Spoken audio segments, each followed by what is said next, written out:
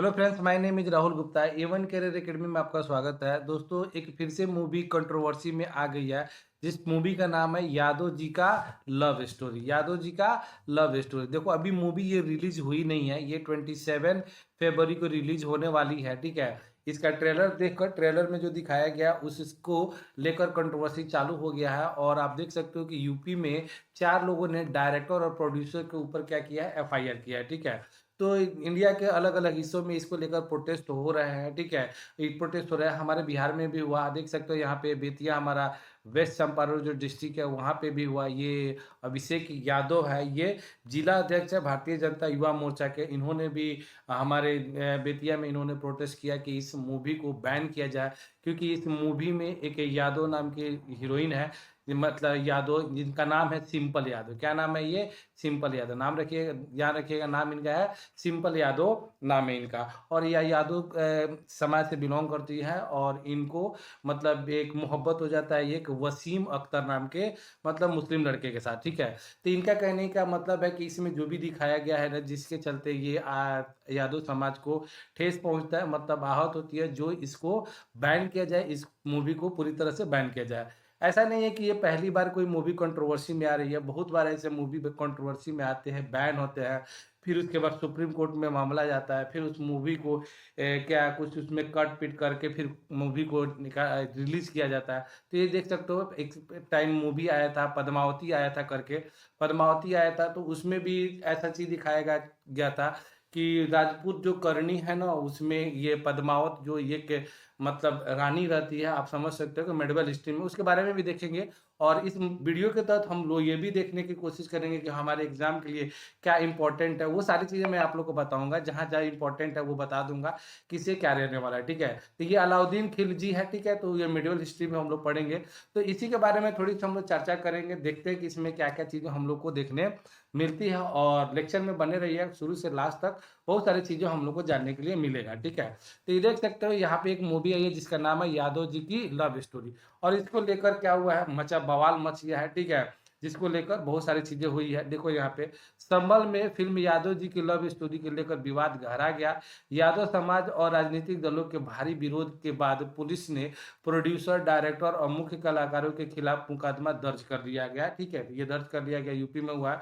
और ये देख सकते हो, संभल जिले की धनारी थाना पुलिस ने यादव जी के लव स्टोरी के प्रोड्यूसर संदीप तोमर और डायरेक्टर अंकित भड़ाना, अभिनेत्री प्रगति तिवारी और अभिनेता विशाल मोहन, ये विशाल मोहन इसी इन्हीं का नाम है, वसीम अख्तर और प्रगति तिवारी, इनका नाम है सिंपल यादव। ठीक है।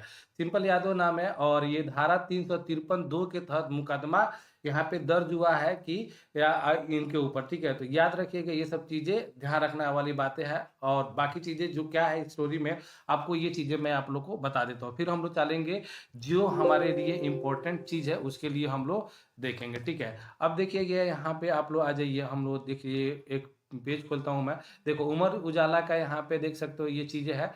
तो क्या है विवादों में, देखो क्या है विवादों में फंसी फिल्म यादव जी की लव स्टोरी की कहानी जाने, और ये पूरी तरह से देख लीजिए। यहाँ पे इसके पहले एक मूवी आया था घुसखोर पंडित, उसके ऊपर भी कंट्रोवर्सी होता है। तो इंडिया में ऐसे कंट्रोवर्सी होते रहते हैं, मूवी आते हैं और उसके ऊपर कंट्रोवर्सी होते रहती है। तो बेसिकली बच्चे लोग को यहाँ पे थोड़ा सा रहेगा कि एक्चुअली इस मूवी में है क्या, कि जिसके चलते ये हुआ है। तो ये विरोध तो हुआ, ये तो पता है आप लोग को।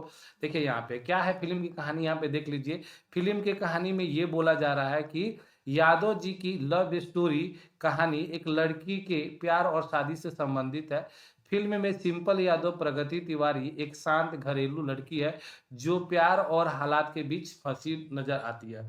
तो ये सबसे पहले की बात देख लीजिए कि ये प्यार और हालात के बीच में ये फंसी हुई है। देखते हैं फिर उसके बाद वसीम अख्तर विशाल मोहन नाम के लड़के से प्यार करती है और उसे से शादी करना चाहती है ये। ठीक है। लेकिन दोनों का धर्म उनके प्यार के आड़े आता है। वहीं सिंपल के घर वाले उसकी शादी अभिमन्यु यादव है उसके साथ करना चाहते हैं। ठीक है। इससे करवाना चाहते हैं। इसके लिए परिवार वाले सिंपल पर दबाव डालते हैं। इसके चलते कहानी में आगे दिल टूटना, पॉलिटिकल ताकतों और सोशल स्टिग्मा, ये सब चीज़ें ड्रामा वगैरह देखने के लिए मिलेगा आपको। तो ये तो कहानी थी हमारी किसकी, ये था हम लोग के यादव जी की लव स्टोरी की कहानी थी, ठीक है। तो यादव जी की लव स्टोरी कहानी में आप लोग समझ गए, तो ये सब सारी चीज़ें हैं। तो सबसे पहले आते हैं, थोड़ा सा हम लोग देखते हैं कि इससे रिलेटेड हाल मतलब पीछे जो हुआ था, आपको बताया था पद्मावत मूवी, ठीक है ना। पद्मावत मूवी याद रखना है आपको, पद्मावत, ठीक है। पद्मावत मूवी एक आई थी 2018 में आया था, जिसमें आपको दीपिका पादुकोण और रणवीर सिंह एक्टर थे। तो उसके ऊपर भी क्या हुआ था, करणी राजपूत जो ने थे ना राजस्थान में, तो उन्होंने क्या किया था, इनके ऊपर मतलब बैन करने के लिए बहुत ज़्यादा वहाँ पे कंट्रोवर्सी हो गया था, प्रोटेस्ट हुआ था, ठीक है। इसमें दिखाया गया था कि इसमें जो दीपिका पादुकोण है ना, ये मतलब महारानी है, राजपूत महारानी है, और ये सपने में मतलब इन सपने में अलाउद्दीन खिलजी के साथ मतलब ये मतलब कुछ मतलब एज्यूम करती है कि उनसे ऐसा कुछ करते हैं, मतलब कुछ तो था, ठीक है। तो इस तरीके से था, जिसके चलते क्या किया गया, इसको मतलब बैन करने के लिए हुआ। फिर उसके बाद सुप्रीम कोर्ट में गया, तो फिर ये सीन को काटा गया। तो पहले पद्मावती नाम था, फिर बाद में क्या हो गया, पद्मावत नाम हो गया, ठीक है। तो पद्मावत एक बुक का नाम है, ठीक है ना। पद्मावत एक बुक का नाम है, जिसको लिखा किसने था, मलिक मोहम्मद जैसी ने, मलिक मोहम्मद जैसी। तो मलिक मोहम्मद जैसी ने इस पद्मावत बुक को लिखा था, ठीक है। तो याद रखिएगा। तो सबसे पहले देख लेते हैं कि ये पद्मावत जो मूवी है उसमें रणवीर सिंह ने जिसका रोल किया था वो थे अलाउद्दीन खिलजी। अलाउद्दीन खिलजी आप देख सकते हो, तो दिल्ली सल्तनत में टोटल कितने 5 डायनेस्टियाँ हुआ करती थी।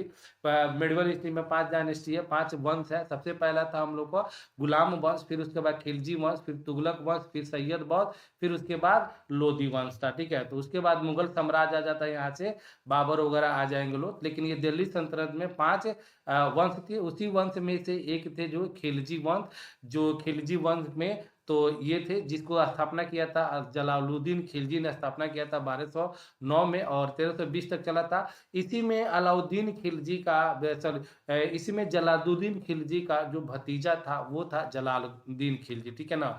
1290 एडी से 1296 एडी तक रहा। और ये मतलब वहाँ पे पद्मावत जो थी ना चित्तौड़गढ़ में, ठीक है ना, चित्तौड़गढ़ में, चित्तौड़गढ़ की रानी थी ये पद्मावती रानी थी। और इनको इनकी खूबसूरती के ये बहुत ही ज़्यादा कायल था, जिसके वजह से इनके ऊपर ये क्या हो गया था, फिरा हो गया था। जिसके वजह से इसने क्या किया, अटैक किया कि उनसे क्या करे, उनको हम लोग मतलब किडनैप कर ले, चाहे आप उनके राज को बर्बाद करके अपने को लेके मतलब उनसे शादी कर ले, ऐसा। लेकिन वहाँ पे क्या होता है कि पद्मावत जो महारानी है वो क्या कर लेती है, जौहर कर लेती है। जौहर मतलब ये होता है कि आग में खुद के क्या करना है, जान दे देना, ठीक है। तो ये थोड़ी बहुत आप लोग कहानी थी, तो ध्यान रखना आप लोग। अलाउद्दीन खिलजी जो था किसका था, क्या बोलते हैं, अलाउद्दीन खिलजी ये भतीजा था, किसका भतीजा था, तो जलालुद्दीन खिलजी का, ठीक है। तो ये थोड़ी सी कहानी यहाँ पे हो गई, ठीक है। अब इसके बाद आता है जो ये सब मूवी बनते हैं ना, तो मूवी अगर बनता है, किसी के ऊपर मूवी बना रहा है, मान लो कि कल के ऊपर सचिन तेंदुलकर के ऊपर मूवी बनता है, रोहित शर्मा के ऊपर मूवी बनता है, तो ये मूवी बनता है ना, तो आप कोई ऐसे तो बना नहीं सकता है। तो इसके लिए आपको संविधान में प्रावधान किए गया है कि किसी के ऊपर कोई भी मतलब क्या कर सकता है, मतलब मूवी बना सकता है, जिसको हम लोग फंडामेंटल फ्रीडम जो मिला हुआ है ना 19 आर्टिकल में, जिसमें 6 आपको फंडामेंटल फ्रीडम मिले हुए हैं। जिसमें आपको पहला पे जो आर्टिकल बोलता है freedom of speech and expression, मतलब बोलने और एक्सप्रेस करने की आज़ादी है। मतलब बोल सकते हो किसी के बारे में। आप देखते हो ना कितनी बार क्या होता है, राहुल गांधी क्या करते हैं, मतलब मोदी जी के ऊपर मतलब तरह तरह के एलिगेशन लगाते हैं, मतलब वोट चोर बोलते हैं, बहुत सारी चीज़ें बोलते हैं। तो ये बोलने की आज़ादी है, कोई किसी के ऊपर बोल सकता है और किसी के ऊपर क्या कर सकता है, मूवी वूवी बना सकता है, एक्सप्रेशन भी करा सकता है। लेकिन हाँ ये भी चीज़ें याद रखना है कि जो चीज़ें है एग्जैक्टली वैसा बनाओ, अदरवाइज आप ऐसा कुछ बनाओ जिससे से सामने वाले को उस पर दुख ठेस ना पहुंचे। जैसे अभी ये यादव जी की लव स्टोरी है, तो इसमें कुछ ऐसा चीज़ों ने इन्होंने डाला होगा, अभी तो क्या डाला अभी तो पता नहीं, मतलब ऐसा चीज़ें डाला होगा, या यादव समाज को ऐसा लग रहा हो कि ये अच्छी चीज़ें नहीं है, ऐसा नहीं होना चाहिए था। तो ऐसा लेके ये लोग कंप्लेन सामने वाला क्या कर सकता है, कर सकता है। तो इन्होंने किया होगा। तो पहला आर्टिकल होता है 19(1) में freedom of speech and expression होता है। फिर उसके बाद देखोगे तो freedom to assembly assemble peace without arms, मतलब ये दूसरा आर्टिकल बोलता है फंडामेंटल राइट के आर्टिकल 19 में वन में तो आपको freedom of speech and expression होता है, दूसरा सेकंड में जो होता है असेंबली, मतलब पीसफुली क्या कर सकते हो, एक सभा बना सकते हो, मतलब 5 लोग का 10 लोग का। अगर लग रहा है कि कोई चीज़ गलत हो रहा है तो उसके खिलाफ आप लोग क्या कर सकते हो, प्रोटेस्ट वगैरह करने के लिए, लेकिन शांतिपूर्वक असेंबली एक सभा बना सकते हो, ठीक है? तो ये आपको सेकंड देता है। फिर उसके बाद फ्रीडम टू फॉर्म, एसोसिएट और यूनियन, और उसके बाद ये भी आपको आर्टिकल 3 में मिलता है, आर्टिकल सी में, कि आप एसोसिएशन बना सकते हो, संघ बना सकते हो, जैसे कोई भी एनजीओ बना सकते हो, जैसे बीजेपी ने एक संघ बना रखा है, कांग्रेस ने संघ बनाया, तो ये आज़ादी आपको आर्टिकल 19 थर्ड में मिलता है। फिर उसके बाद 4 में आपको मिलता है freedom to move freely through India. चौथा ये हमको फ्रीडम मिलता है कि इंडिया में कहीं पे भी कोई भी अगर अगर इंडिया का सिटीजन है तो इंडिया में कहीं भी घूमने की क्या हो, उसको आज़ादी है, कहीं भी आ सकता है, कहीं भी जा सकता है, जाके वहाँ पे मतलब अगर यूनियन संघ बनाया है तो जाके वहाँ पे भी बोल सकता है, मतलब कहीं भी जाने की आज़ादी है पूरा इंडिया में। तो ये आज़ादी हम लोग को मिलता है, राइट टू फ्रीडम है। फिर उसके बाद देख सकते हो freedom to reside settle anywhere in India. और पांचवा जो हम लोग को फंडामेंटल फ्रीडम मिलता है, तो ये मिलता है कि हम लोग इंडिया में कहीं भी जाकर वहाँ पे रह सकते हैं और आराम से अपनी ज़िंदगी वहाँ पे गुजार सकते हैं, ये फ्रीडम मिलता हुआ है, ठीक है। छठा में देखोगे तो freedom to practise any profession और ऑक्यूपेशन। छठा में ये हमको फ्रीडम मिला हुआ है कि हमारे इंडिया में हम कहीं भी जिस चीज़ का हम लोग बिजनेस चाहे, मतलब अच्छी बिजनेस लीगल हो, ऐसा ना हो कि लीगल हमने मतलब कोई चीज़ों को किसी का मर्डर करने का बिजनेस खोल दिया या दारू बेचने का बिजनेस कर दिया, जुआ, तो जो भी लीगल चीज़ें हो उसके लिए आपको करने की आज़ादी है।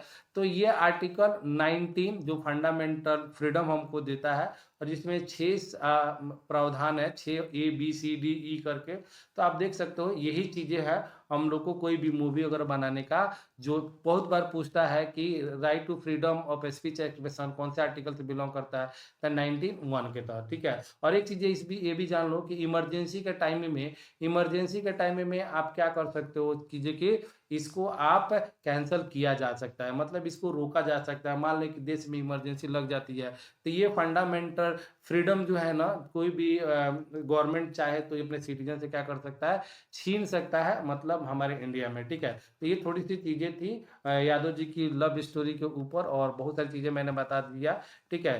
तो अगर कुछ आगे भी कुछ आता है इसके बारे में निकल के मैं आप लोग को बताऊंगा। थैंक यू, धन्यवाद।